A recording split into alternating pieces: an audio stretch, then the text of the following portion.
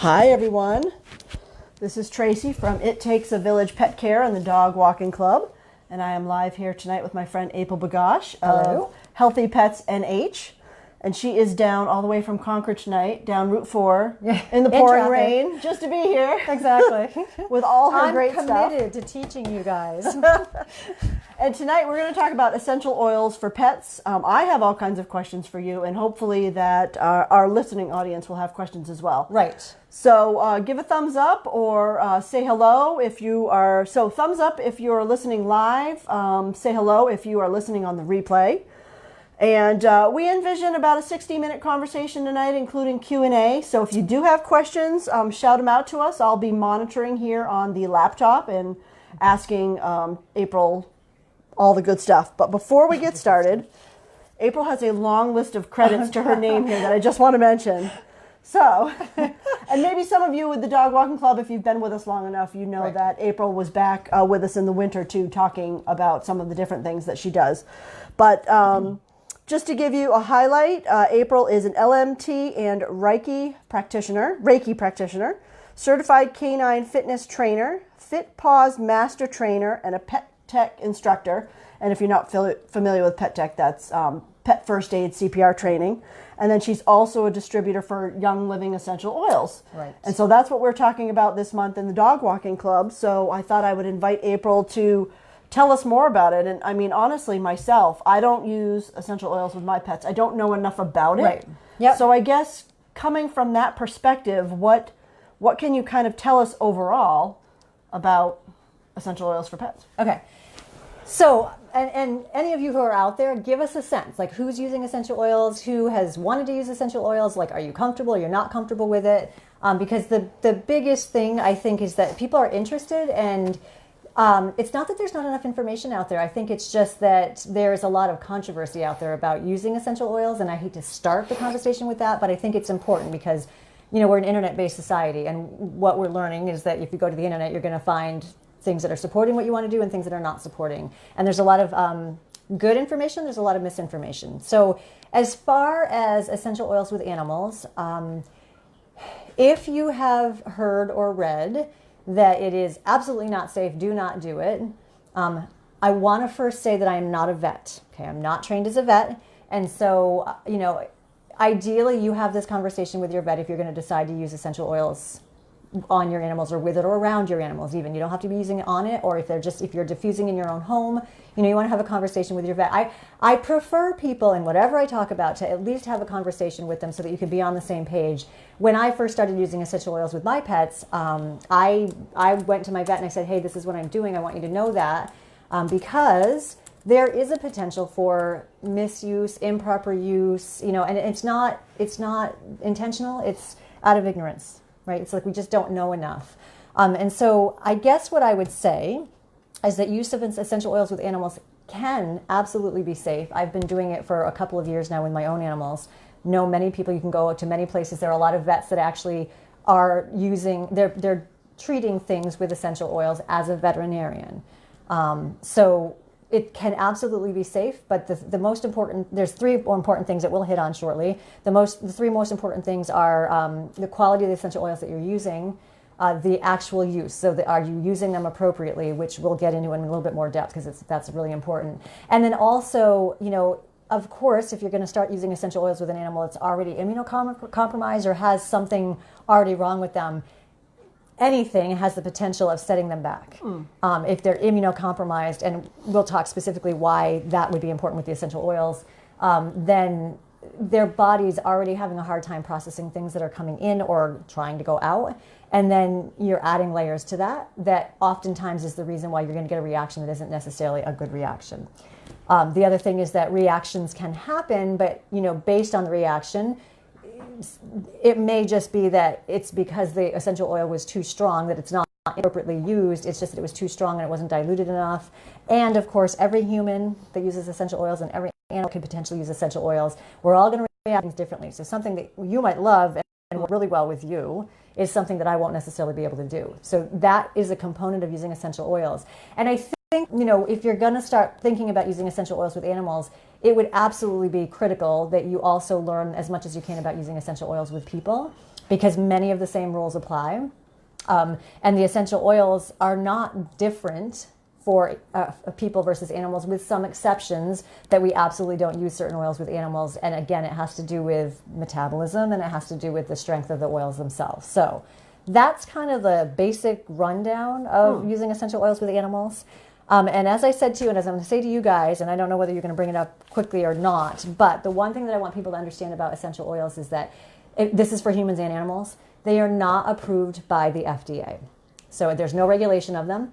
And when that happens, that means that there's a lot of controversy around information that's given out about them, how they're used, if they can be used, when they should be used, and things such as that. So I've already told you I'm not a vet. I don't have veterinary background training. You don't have to have a medical background or a veterinary background to be able to start introducing essential oils into your home for yourself or for your animals. But again, personally, if I'm going to start introducing anything to my body or to my dog or cats, I want to make sure that I've had a discussion with my vet. I will tell you that many vets don't really know a lot about essential oils, and therefore they're not going to sort of necessarily support it or encourage it, not because there's anything wrong with it, and not because, it's not something that they learn. If they're going to learn about essential oils, it's more of an adjunct or a sort of a holistic approach that isn't part of the traditional veterinary medicine. So I'm going to do my best not to irritate any veterinarians, because I love you guys and I would never be without my vet, and I don't want anybody out there to not do things without talking to your vet first. But I do want to caution that there's a lot of them that won't have a lot of information, so you may find that they can't help you, or that they're going to just say don't do it, because if they can't help you with whatever you might have done, that's not going to be good for anybody. So just going to throw that out there. But before we do anything further, I am going to read a disclaimer word for word to make sure that we protect the fact that this is not an FDA-regulated product. And so therefore, the information contained herein, and as far as tonight, was not compiled by a medical professional. Therefore, anything presented is not intended to treat, diagnose, prevent any diseases, or cure your pet, regardless of what the pet may be. You are responsible for how you use this information. Please consult a healthcare professional for medical evaluation and treatment of your animals. Okay, great. All right. Well, let's take a look here and see who we have joining us. So we've got Jody. Hi, Jody. Hi, Jody. We've got Dee Dee and Ray. Okay. And Bonnie is joining us. And Bonnie answered the question that you asked in the beginning there. Are you comfortable or not comfortable? So she's not comfortable. Okay. Yeah, Yes. I'm the same way, Bonnie, because I just don't know enough. Amanda is joining us as well. And so a couple comments, too. So Bonnie says she uses CBD oil occasionally, but hesitate. I don't know if she hesitates to use it a lot or hesitates to use other oils. Okay. Jody says, I have many oils, but not sure which are safe. I have cats and dogs. And Jana is joining us as well. So we've got about 8 people watching us right now. That's great. Good. That's good. So all great questions, guys. And I know that April's going to cover that, because I'm really curious about the CBD oil as well. And I know that certain oils can be used on dogs, but can't be used on cats. Right. Or is it the same type that can be used? It's just different amounts? So it's, of course, amounts are going to change versus dog, cat, or size of the animal. So a very small dog, 10 pounds or under, versus a dog that's like 150 or under, or, well, more than 10, 100, up to 150, they're going to have a different amount. Or when I say amount, yes, the amount is an appropriate word to use. It's actually more about the dilution. So, as far as the amount, it would be talked about in drops. Okay, so when you're using essential oils, a drop is like literally probably as much as you ever really want to start with. Okay, but so to answer that question more specifically, amounts would be how many drops, but even within the how many drops for the size of the animal or the species, but that would be more based on size, then the dilution level is going to be highly critical. So I actually have some information on dilution levels as far as helping you guys to figure that out. So my head is, I'm thinking of the questions that are out there, and my head is all over the place. Well, I want to get to the topics, too, that you specifically want to, and we can always come back to these if it's easier. Well, this is fine. So we can just remind me out there, because you guys are asking about CBD. CBD is not an essential oil, but we can absolutely address how that is a difference. And, again, I'm not a vet, and I'm not a CBD expert, although that being said, I have researched ad nauseum for the past, several months, CBD in use with humans and animals. So I do know a bit about that, but we'll stick obviously to the essential oils. Okay. CBD is not an essential oil, so typically in this kind of a discussion it would not come up. But feel free to sort of address things as we need to, and we'll form the conversation around there. So let's talk dogs, let's talk cats. So as far as essential oils go, and as far as sort of the amount of essential oil or the dilution, I'm going to stick more with talking about dilution. As far as the amounts go, the one critical sort of rule that's really pretty steadfast is less is more with essential oils. I know that we are a society that just sort of has this feeling like, well, if one is good, 10 must be better, right? And we all know that, like with supplements, or we know even with food and dietary things, it's like just because something might be good for you and low calorie content, and it's got great, full of super antioxidants and vitamins and minerals and whatnot, it doesn't mean that, eating 10 of them is going to help us with our weight loss or anything else for that matter. So it's not like less is more in the case of essential oils. And then we have this expression in the world, we call it like low and slow. So the lowest possible dose that you can feel comfortable administering to begin with, and at the slowest possible pace. And so essentially what that means is, let's just talk about a drop of essential oil. When you look at like any information that's out there that's going to say, well, how many drops should I use? At any guidelines that might be out there, they're always going to say start with the lowest drop. So for instance, with animals, and I'm going to grab just any one of these oils out here. This is called purification. And actually I could even do it with these, but we'll get to these in a little bit. So this is called purification. It's an oil, when they named the oil blends, this is a blend from Young Living. And as Traci mentioned earlier, I actually am a Young Living distributor. So what I'm going to be talking about tonight is oils or products from Young Living. I cannot speak for any other essential oil-based company products because I don't have experience with them, and I also don't know what their farming practices are. I don't know what their distillation practices are, and I don't know about their testing, their analysis. But so this is purification. So if you think of the word purification, it should kind of help you to understand the things that they would be using this for. So with our animals, this is how low and slow we're starting. So I'm going to put a drop of purification. And it already smells, so wonderful in here. My nose is tingling. Right. Well, yes, I have all these oils that I took out of my crates and then put over here. So the crates are wafting all this stuff up here. But Traci can see I have a drop of essential oil in my hand, and you can see the oil. Yeah. Okay. So what I'm going to do is I'm going to rub it into my hands and really get it down in there. You can comment on what you're smelling over there. This one's a potent one for me. I don't love all essential oils. You guys are going to find the same thing. So now I want to have you look at this and tell me, what do you see? I don't see the drop anymore. It's all in your hands. The drop is gone. Kind of smooth and a little bit of a silky sheen, looking, yeah. Right? Silky, a little bit of sheen. It's an oil, right? So of course it's going to be there.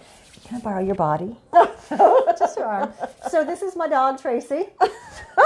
This is how I am introducing Traci, my dog, to essential oils. I literally took one drop, I rubbed it into my hands, and now I'm petting her as I would pet my dog or my cat. Like, that's it. And you can pet them over their entire body. So strong. I know, they're very, very strong. This is the thing. When you open your bottles, just think about how intense that aroma is for you. And our dogs and our cats, their sense of smell is like 10,000 the time of ours. So a lot of times your animals initially are going to be completely turned off, and we kind of practiced with your little dogs earlier, and she's got two. One of them was completely like, get away with that lavender essential oil. The other one was kind of like sniffing, going a little bit closer, testing it out and on.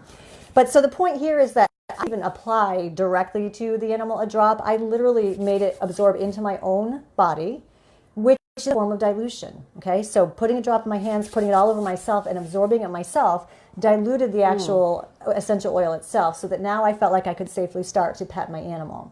And what's going to happen with our animals is that they have fur. So even though to our mind we look at our hands and we say there's nothing on there, there's still oils on there. And so when I pet my animal, their fur is going to act like a wick, and it's going to suck all that oil in, and it's going to bring it right down to the skin, and then it's going to be absorbed into the skin and distributed throughout the body internally, which will affect, it's going to get into the bloodstream, it's going to get into the organs, it's going to get into the brain, the lung, it's going to get everywhere.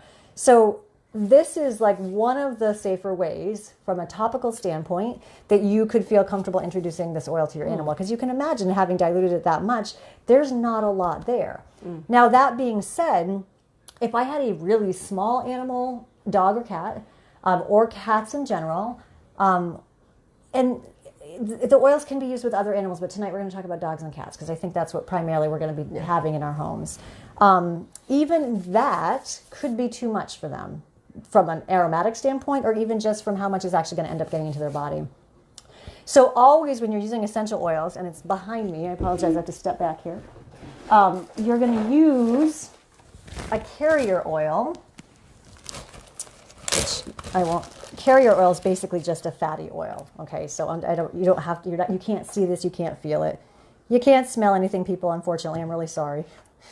But you could then have a carrier oil, which is a fatty oil that you can rub into your hands. That's going to dilute the oil even further.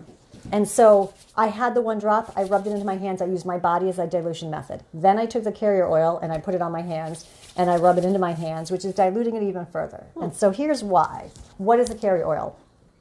If you were to actually break apart the chemistry of an essential oil, everything is made of molecules. The essential oil molecules are really, really, really tiny. I mean, very small, which is what allows them to get into the system as quickly as they do.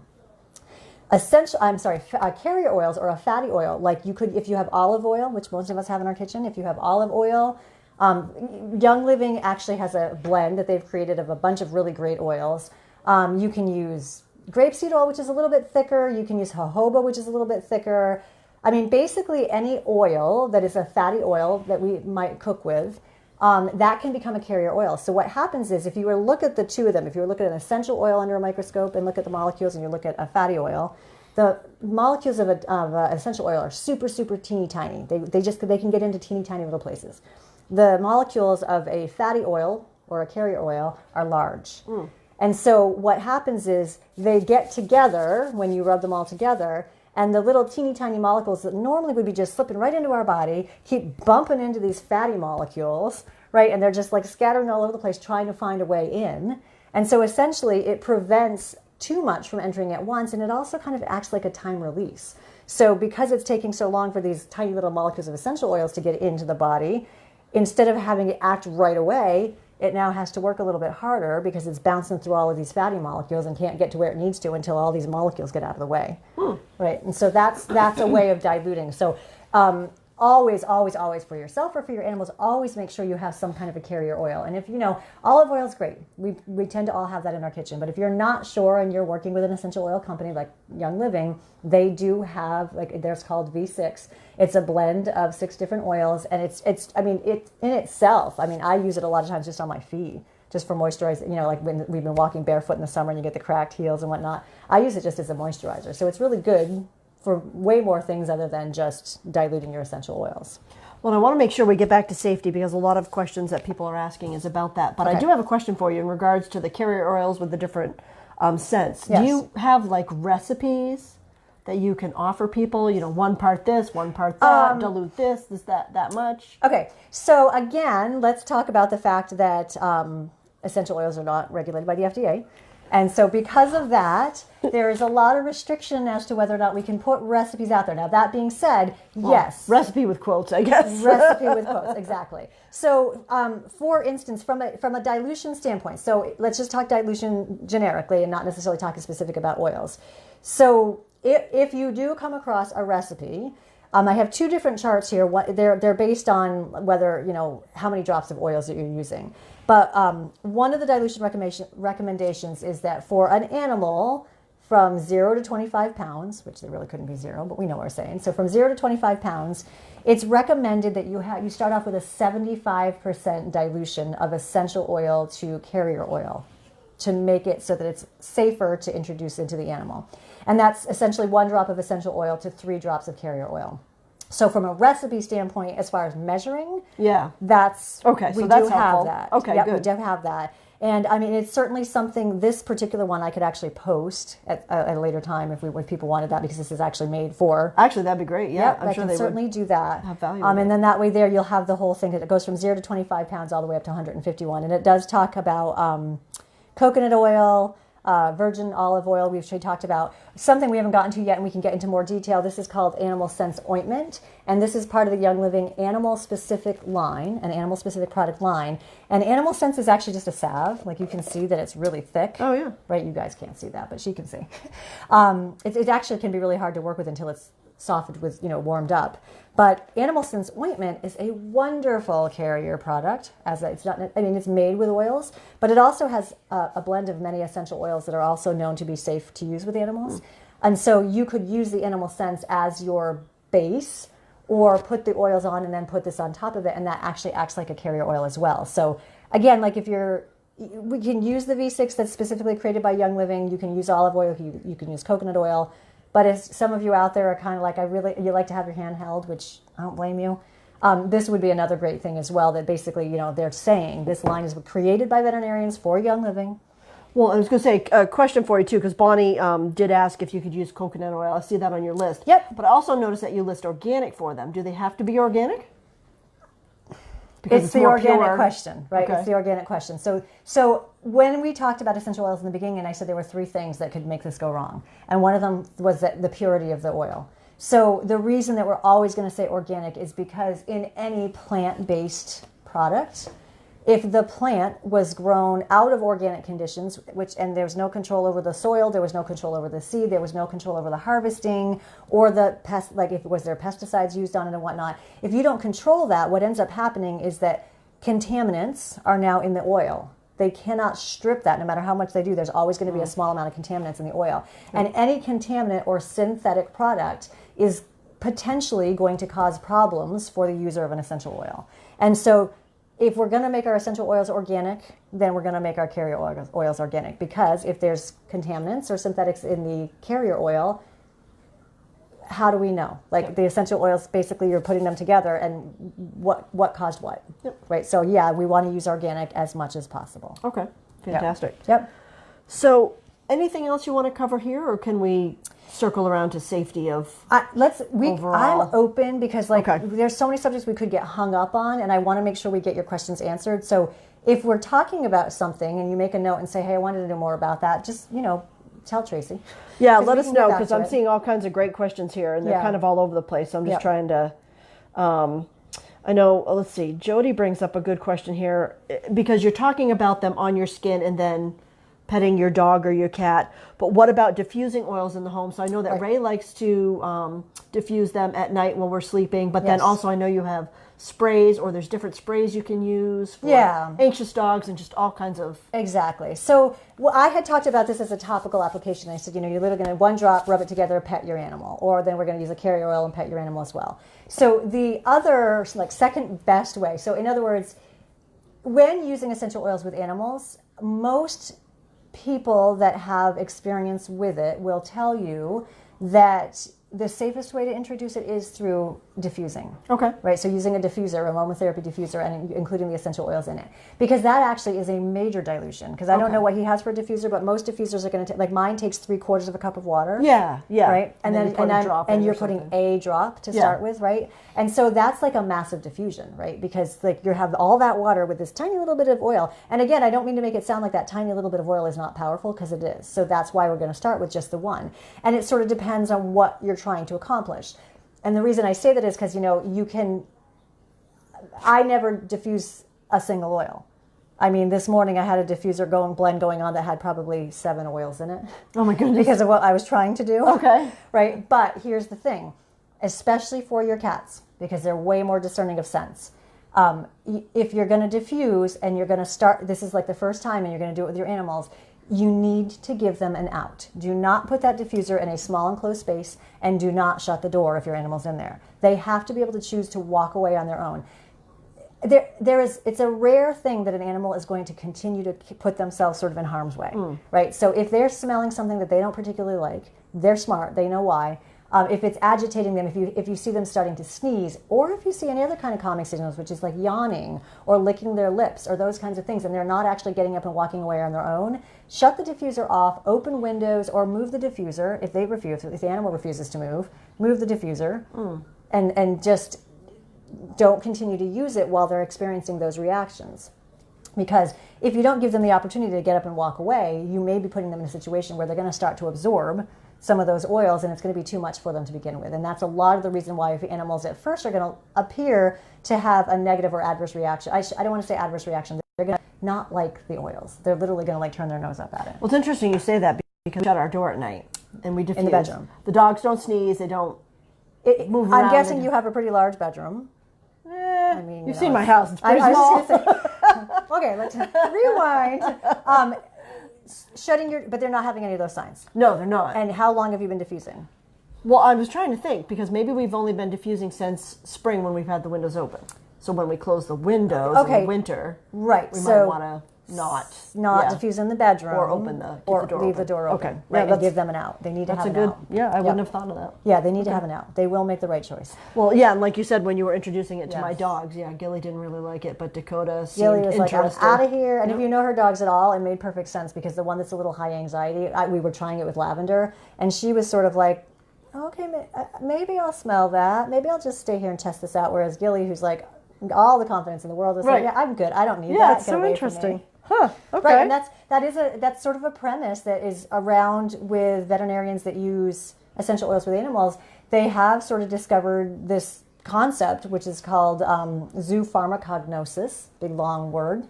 If you break it up, it basically means animal medicine choice. Right, and so what that means is that when you present an oil to an animal, and generally what we do is we'll take the bottle and we don't even open the top. We don't take it off first. We just put the bottle right in front of their nose and give them the opportunity to decide if they're going to stay and smell it and check it out, or if they're going to completely back away.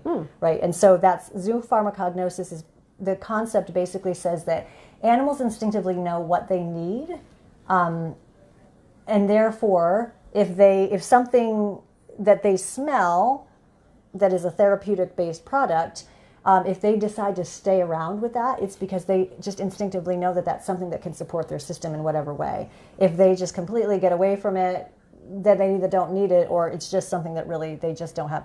We don't love the smell of everything, right? Okay. So it's just like us walking away from something like that. So it's not only knowing, what you should diffuse, because I know different things for dogs, for cats. Yes. But also giving them the choice. That's a safety factor right there. I like that. Yeah, giving them a choice for sure. I mean, anything that we do with our animals should be choice-based. It's a good psychology. It's a good thing to do because they can make certain decisions. I don't want to say that they can make all decisions, but from an instinctual standpoint, if we allow them, even if we allow ourselves as humans, which we just have sort of gotten away from that, but if we allow the instincts to kick in, for the most part, like we know when something isn't, like for eating, like you just know you've eaten something, you're like, I don't think I need to eat that again, ever, right? Sometimes we still do it anyway because it tasted so good.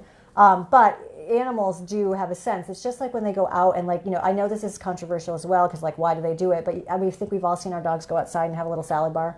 Yeah. There's a reason why they're doing it. And if you look at the actual grass that they're eating, if you look at the color, if you look at sort of where it is in its maturation stage, they're getting certain and they'll things. Search. They're the perfect grass patch. Or even the blade. My dogs are like, no, I don't want that one. I want this one.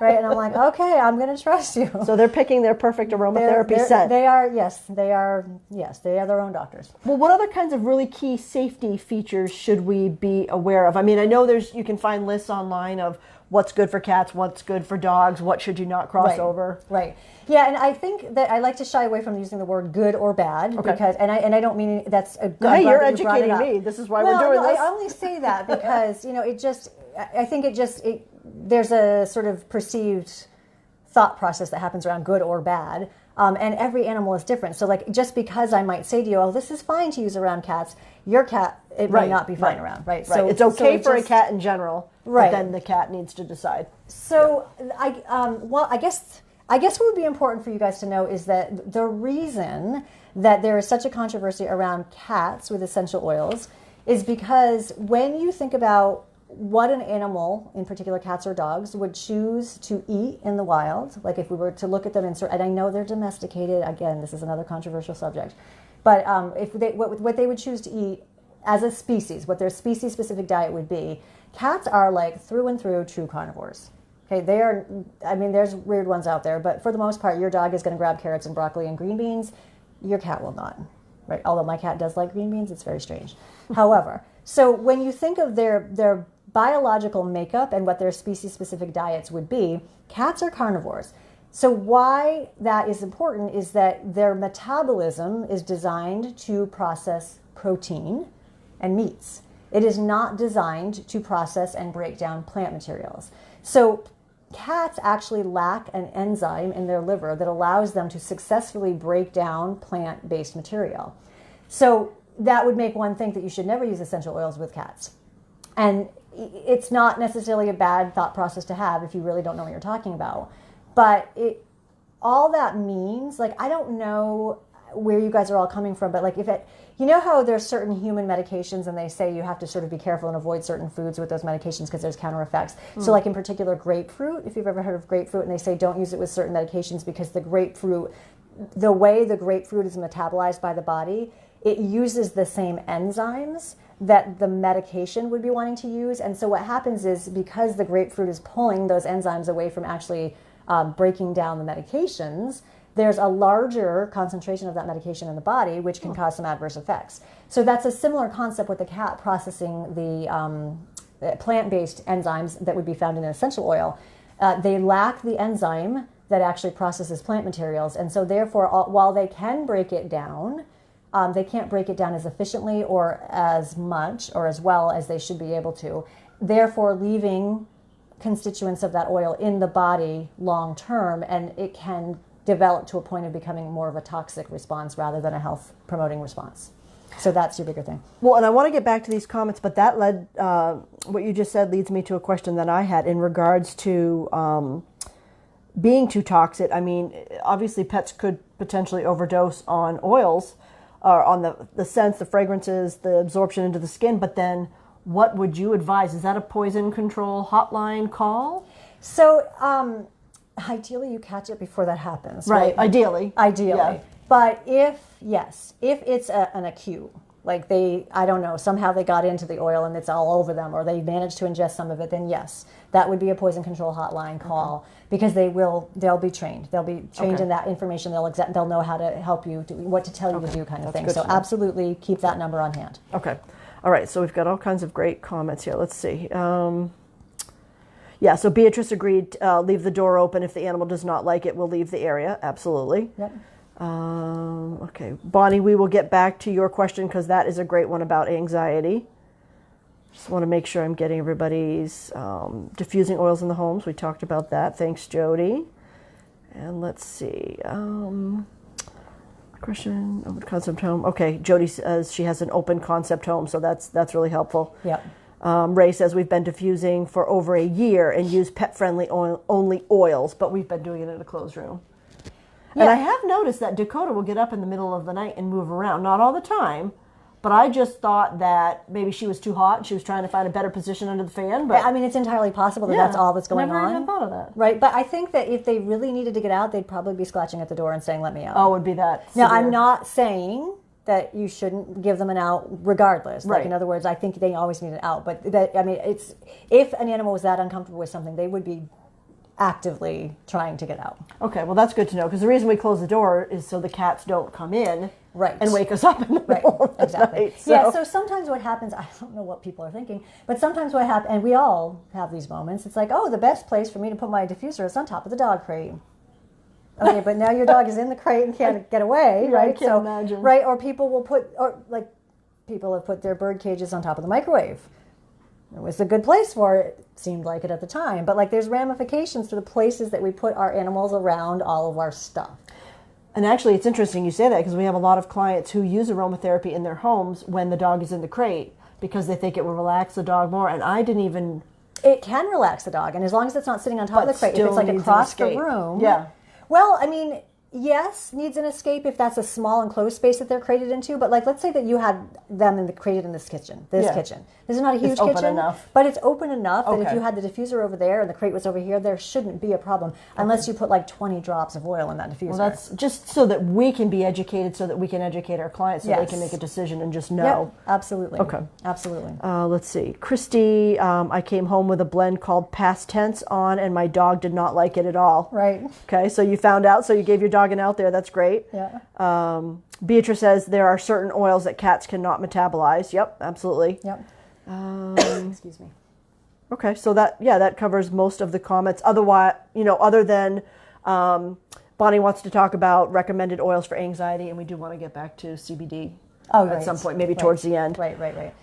Okay, so recommended oils for CBD. For anxiety. Oh, gosh. And I think that's pretty need common something. too. I know you were talking about that on the last walk. Right? Yeah, this is like the biggest question that we get when it comes to animals. And I think it's because our animals are experiencing a lot of anxiety. Yeah. There's so many reasons, which again, that's like a whole other program. So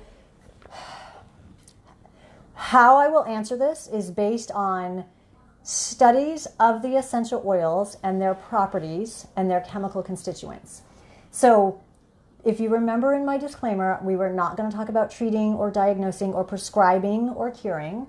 So when I am going to suggest some oils that are out there, it is not based on the fact that I'm saying to you that these oils are going to cure your animal's anxiety, right? It's based on the fact that the constituents of these oils have been studied from a chemistry level, at the molecular level, and they have been proven to be supportive in the systems that would ultimately positively affect anxiety. So one that we all know of and we've all used for the most part, I think everybody has used it, is lavender. And lavender is great for calming and relaxing humans, and it has been used successfully for helping to induce that calming, peaceful, relaxing state in dogs and cats as well. It is considered to be one of the safer essential oils as far as use with animals, because there haven't been a lot of recorded poor reactions to lavender essential oil among animals. So chamomile, we drink it or we have teas that are based on chamomile. So chamomile is another one. I mean, honestly, like these aren't going to be a surprise to us because they're ones we've heard for years about how they can relax us. So chamomile is another one that has been known to be used safely, mostly for diffusing, to be able to help calm and relax animals. Now, the interesting thing is that, remember that we talked, these are essential oils and everybody reacts differently to them. So it just made me think of a story about a friend of mine she had a black lab, and she wanted to try to chill this dog out. And so she introduced the essential oil, and for some reason it actually had the exact opposite effect. Oh, so it like completely set this dog like into like total like hypersensitive mode. And that's not normal? It's the only time I've ever heard of it. Oh. I mean, lavender would normally just act on a system to be calm and peaceful and, relaxing. And so, again, that's just a point case that not all the oils are going to work the way that we sort of hope for them to work. But certainly, for the most part, they can be categorized into oils that are used for this particular purpose. So lavender is going to be your most known, your best, your sort of safest from the standpoint of not having recorded or having any reported poor effects from it, as long as it's used safely, diluted heavily, give them out, the whole thing. Now, the other thing is that, so there are blends that are made, and so because they are blends, I mean, like these I could tell, yeah, exactly. Okay. So where's the TOA on that one? I think you got to flip it over. TOA. Oh, right there. Okay.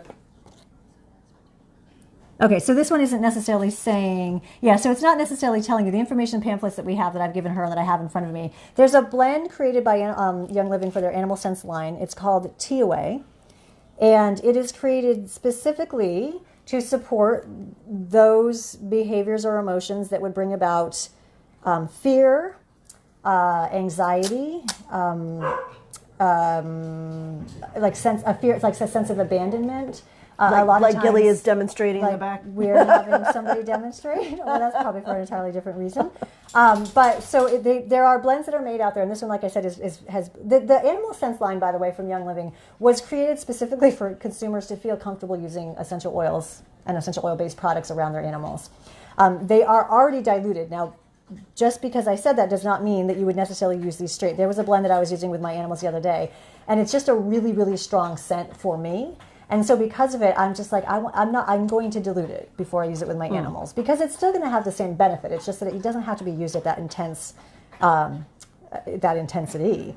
So this TOA oil, it's been suggested that it can be used as a support during times of stress, which could be during like the 4th of July, storms that are changing the barometric pressure, right, that are causing some effects to our animals. It can be used for that.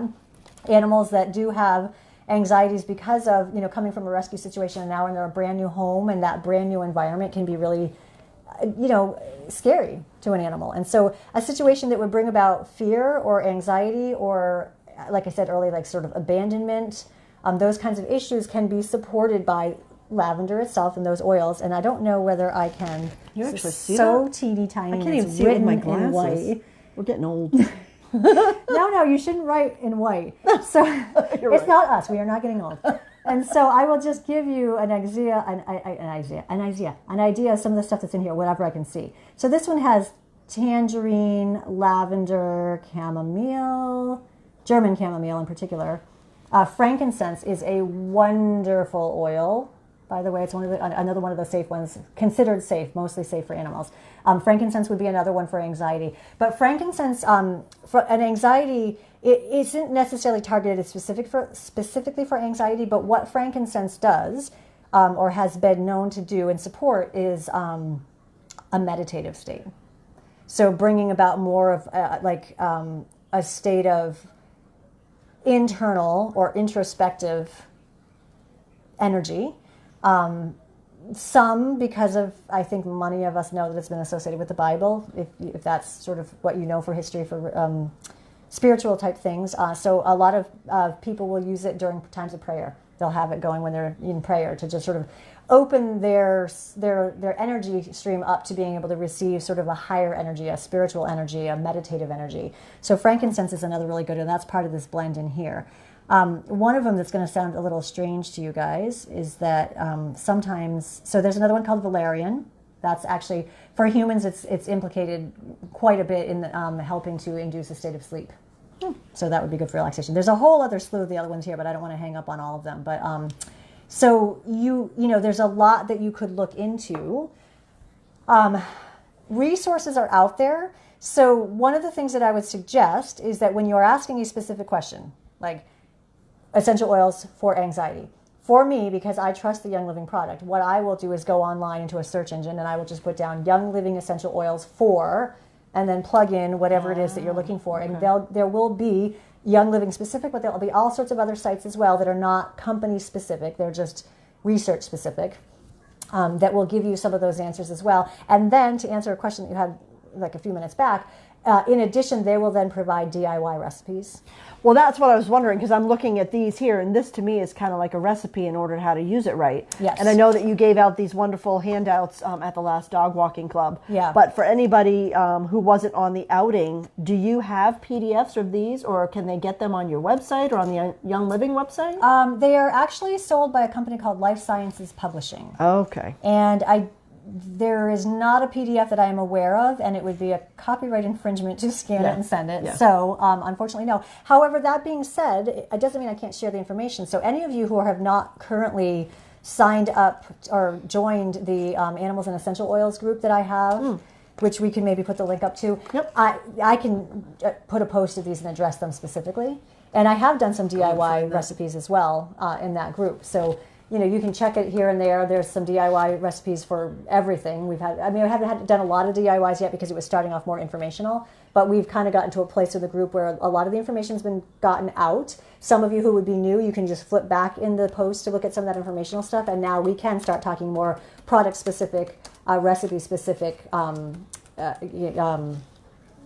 posts to be able to help you guys out with some of that stuff. Okay, good. So I'll look up that link and I'll post it. Yeah. And the other thing is, like, you know, I said to, you know, plug it into the search engine, but there's also a lot of great books that are out there on the use of essential oils with animals. So the thing about using essential oils or any kind of a product that is either not FDA regulated or that is not sort of in mainstream as far as for medicinal uses or health uses, it really does become personal responsibility. Like, you have to take that role of researching these products onto yourself. Because like I said, you're vets. It's not that they necessarily are against it, but if they don't know, if they're not comfortable with the subject, they can't safely, nor can they, you know, from a ethical standpoint, can they sort of say, oh yeah, you know, go ahead and use it and see what happens. They can't do that. They need to protect you and your animal from whatever might be harmful to them. So it is absolutely your responsibility whenever you're going to use something that is not in the mainstream or that is not FDA regulated. You have to do as much research as you possibly can. I have had no formal training from anybody in using essential oils with animals. It has been 2 years worth of just, I like them, I believe in them. My instincts were telling me that essential oils and plant-based products were a good thing. And it stems from an incident that I had when I was a child with my father, where he was using a crushed up plant poultice to help take the sting out of his bee sting. Right, and I just remembered that, and I thought, okay, well, plants have some certain power to them, and they can be used in a medicinal form when you know how to use them appropriately. So I just dove right into the research as much as I could possibly find. I started, of course, as a distributor. I started getting a lot of oils, and I started researching on those individual oils or the blends. I have a book that I use that I swear by for myself to when I have a question about what could I, how can I support this particular thing in my animal and with which oils, right? But it's never going to be an exclusive. Please do not think that we are here tonight saying that you can use essential oils to replace your medicine cabinet or any of the supplements or the whatever that your dogs or cats are taking at this point. Absolutely not. And if you are thinking about using essential oils with your animals and they are already on some kind of a medication, you need to make sure that there's not going to be a what do they call it? A reaction, like you're not going to have a problem. And can your vet? Your vet might not be able to tell you that right out, but they would know the resource to go to be able to find out if there would be a reaction. Okay, good. Yeah. So a couple more comments here. Let's see, we've got about 13 more minutes. We definitely want to get to CBD. Everybody's been waiting. So let's see. Okay. People that have... Okay, Jody says, I know a few people that have had the same excited reaction to lavender. So I guess it's a little more common. That's good to hear. Beatrice says, some people have the opposite anticipated effect to oils also. Tip, try making the blend with the client human or animal as you build the blend for the specific need. Does that make sense? Say that again? Okay, so here's a tip. Try making the blend with the client human or animal as you build the blend for the specific need. I'm not 100% sure what you're saying. Beatrice, maybe type it again for us. We're not clear on that. Maybe give us some more information, please. We need some peppermint. Bonnie's saying, even though the TOA is part of the animal sense line, can she use it on herself? Oh, yeah. Okay. So essential oils, other than the ones that you're going to find are so let's just get this out of the way. So tea tree is an oil that can be used with animals, but I would so beyond caution the use of it. It's super powerful. It's a great oil for a lot of things, but unless you have heavily diluted it, chances are it's going to be too much for your animal. So I don't want to discourage you from doing your own research on that, but I also don't want to say anything that's like, oh, April said, go ahead and use tea tree oil on my animals. If any research that you're going to see, most people are going to say stay away from tea tree, right? It's really heavy. Hot oils, the best way for me to describe them is they're, when applied topically, which you may not be choosing to do with your animals, but even when they're diffused in the air, hot oils are ones that we do tend to stay away from with animals because they are very powerful, potent oils that for me as a human, when I use hot oils on myself, if I do not dilute them, I am going to have a big bright red angry reaction to it. It's not because they're bad, and it's not because I'm having a toxic reaction to it. It's because they are intense. You have to understand that the concentration of essential oil is huge. I mean, it is so concentrated that I wish I could remember. I'm going to get it wrong, and I will see. I will put it on the essential oils and animals page. The statistic about how many lemons it takes to make an ounce of essential oil. I mean, it's something like 75 lemons for 1 ounce, or you know what I mean? It's a ridiculous number. So they are super concentrated, which is why in a hot oil, something that's already has a potential in it because of the chemical constituents, which we could get into chemistry, but I'm not going to confuse you with that. The chemical constituents are so strong that you may be able to, I mean, she's so much darker than me, and it's not just because of a tan. You have skin and pigmentation that you might be able to use a hot oil neat, or which means undiluted, and not have any reaction whatsoever. I, on the other hand, very pale, blondes, redheads, pale skin people, they tend to be the ones that do not react very well to the hot oils directly on their skin without dilution.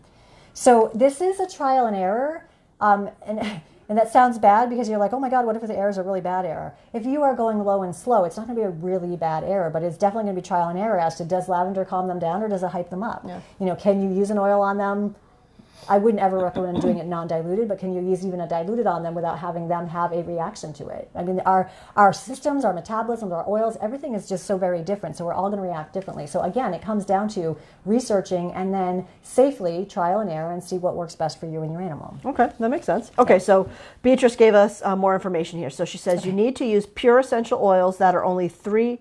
Oh, and there are only 3 companies that have excellent or good quality ratings. doTERRA and Young Living are 2 that are not full of extenders or faux ingredients. This is imperative.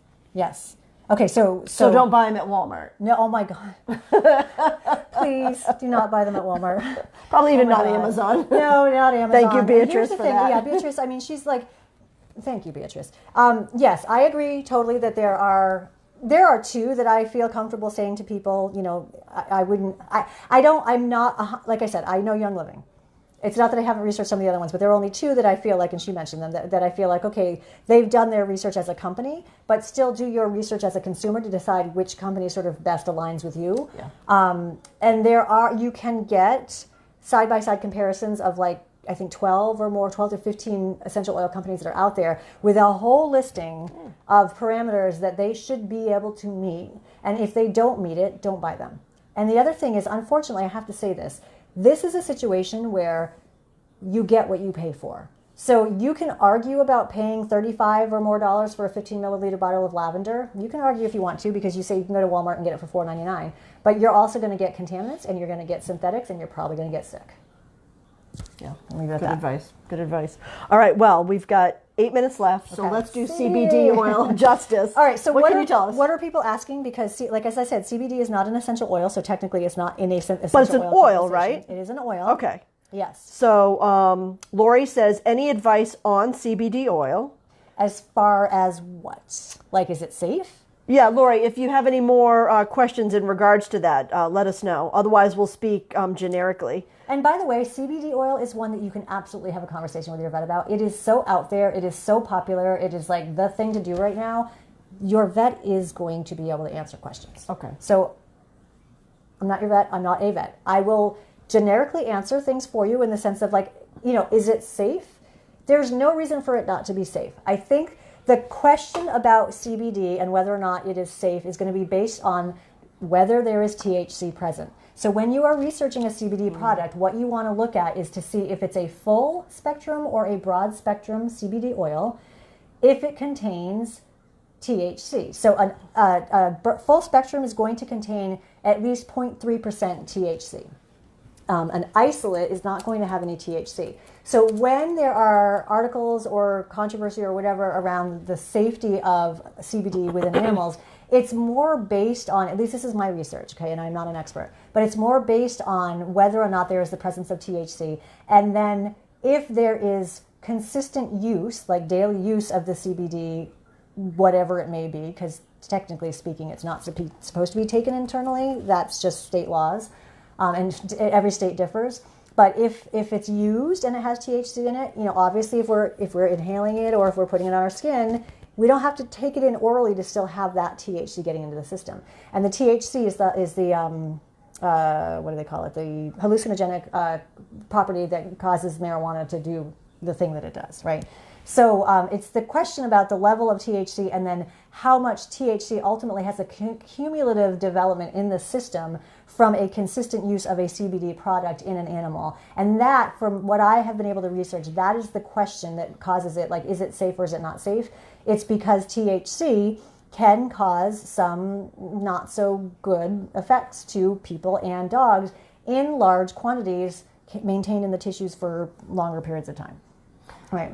Well, and any advice on how much to, and I'm not saying that you could give this, but these are questions being asked. Where would they go to get this information? From the dispensaries, or? You mean how much you can use on an animal? Or for yourself, or yeah, in general? So I've looked this up. It is a little bit more challenging to find the information on it. The reason that's a little bit more challenging is because most people are asking from an oral, like if I can do it orally, like drops under the tongue or CBD treats, right? So biscuits for your dog or cookies and brownies for yourself. And because every state has a different law about whether or not that's legal.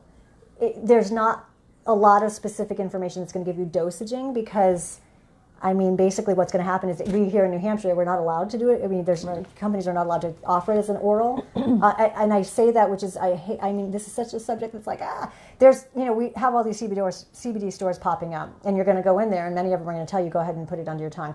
And as a consumer, you make whatever choice you want to make for yourself. But the state basically is going to say, you can't sell this as an oral product, right? And so you'll go in and you'll find ointments and lotions and oils that they're saying to like rub on your feet and the back of your neck and whatever on your wrists. But technically, we're not really supposed to be talking about it from an oral dose. So from the topicals, when you go into those stores, they will give you information. And it's not just because they're running the store, it's because they have to, legally, they have to have the information available for how much should you use.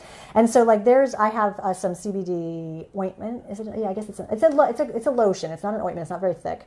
And it's, just in a little small jar. And, you pay a lot of money for this teeny tiny little jar, right? But it's because literally if you like, let's say that you have a sore shoulder and you're going to use it for anti-inflammatory properties. If you literally use just the size of a pea on that area, that is pretty much all you need to be able to get the beneficial properties or the therapeutic properties from it. So it is not a product that needs to have a large amount of quantity, either topically or in whatever form you're using it. And so as far as charts, I have come across charts for animals as far as oral applications, not really so much topical because it's a little bit harder to do with animals. The only reason I wouldn't necessarily share or that I have any issues with it is because the company that was selling it was the one that was sort of putting the dosage charts out there. And that's okay. Like you go look up Young Living and they're going to, like even on here, it tells you how to, how many drops of whatever to use. So that's not necessarily a bad thing, but I also don't know whether your medical doctor or your veterinarian is going to be able to tell you the dosing, but I would rather have you have that conversation with them. If you do find something out there, fine to have it, but I would still run that by your vet or your doctor first because it is still such a new topic out there. Most people that are sort of experts in CBD are not even going to be that open to giving you dosages. Just because of the nature of the industry right now, it is making leaps and bounds. It really is. And eventually we're going to have a situation where there will be plenty of dosing charts out there because they're going to discover that, now we're going to say, yep, it's legal in all of these states to sort of sell these products and then maybe even become legal to do the oral. I don't know where necessarily. I've done a lot of reading on the legislation of that. But for now, I don't have an answer for dosing. No, you gave a lot of great information, so that's helpful. Okay. Well, we've got 1 minute left, and I want to make sure that there's been a few questions in regards to, the Animal Sense line and just in general how to get products. So if someone's interested in connecting with you about products or has more questions, what's the best way? Yeah, so products will be talked about, as I mentioned. Did you put the link up for the group? For the Facebook group. For the Facebook group. So products will be talked about now there. The easiest thing for me to do from that standpoint is if you ask a question, then I can direct it more appropriately. So I've been trying to just randomly come up with posts for that page. And it's like me just going, well, what might they want to know? But it's so much easier when I have direct questions. So if you go to that page and ask questions, then we can go from there. As far as product goes, like you can, on that page, I put down a little link that actually will go directly to like a landing page for me as a Young Living distributor, which you could actually end up purchasing your products through there. But what I would say is, if it's something that you're thinking about doing, I would love to have a conversation with you. I want to know, like, what is your intent? What are you trying to do with these? What do you want to do with these? Because the worst thing to have somebody do is to like all of a sudden jump on board with all these essential oils and then like you never even open the bottle because you don't know what to do with them or you don't feel comfortable. So product standpoint, you've got to do your research. I will tell you that there's a reason why I chose Young Living, and that one of the more specific reasons is, because of the Animal Sense line, but even prior to that, it's been mentioned by a couple of us, some of you that are, calling or texting in, and myself in particular. The quality of your oil is at the utmost importance. You cannot even start thinking about using an essential oil on yourself or with your animal unless you've really thoroughly researched the therapeutic quality of that essential oil. And I just found that I was very, very comfortable with Young Living. In particular, if you go and do a search online about Young Living, I want you to look up Young Living and I want you to look up their seed to seal promise, because that's going to give you information. They literally control every aspect of this and all the oils in this from the time they select the seed and the quality of it, to the time that they put it in the soil and the quality of the soil, to the growing process, the conditions, whether or not, Young Living actually uses their own essential oils as a protectant against bacteria and insects and whatnot. So they're not using insecticides or pesticides on these, which ultimately will end up in the final product. The harvesting, when they actually harvest, time of day, time of year, they will not harvest a plant that looks as though maybe it's not so good. And then they actually they can control the distillation process because they have it on their own property. But they also do third-party testing, which is really critical, because if an oil is not going to agree to third-party testing, then you have to sort of question what are they trying to hide. And then all of the oils have a barcode on them, so that you can actually literally look up the lot numbers and get information on the chemical analysis of that, so that you can see what was the purity of it. So the seed to seal promise that Young Living offers is probably the primary reason why I said, okay, this is the company that I feel comfortable going with. And then because they had an animal sense line, and I do so much work with animals, I was just like, okay, this is the company for me. But know that there are plenty of out there, and I want you to feel comfortable with the company that you've chosen. The other thing that I would be more than happy to share with you, and I'll have to figure out how I can do that, because again, it's a copyright thing, but is that side-by-side comparison of like 12 to 15 different companies, and all of these questions like, do they maintain these standards? And if they maintain them, I'd feel pretty comfortable with them. Only 2 of them pass the majority of the standards. The rest of them are kind of spotty, hit or miss. But I am not in the business of slamming any companies or talking in a negative fashion about any oils. I know these. These are the ones that I'm comfortable with. These are the ones that I've researched, and these are the ones that I use on myself and with my animals. Not saying that there's nothing out there that would be comparable. I just don't use it, so I don't want to speak for it. Well said. Well, thank you, everybody. We have some great comments here. This was super helpful and very, very informative. Thank you, ladies. Yeah. Thank you from Christy. And Bonnie says, thank you. Another great presentation.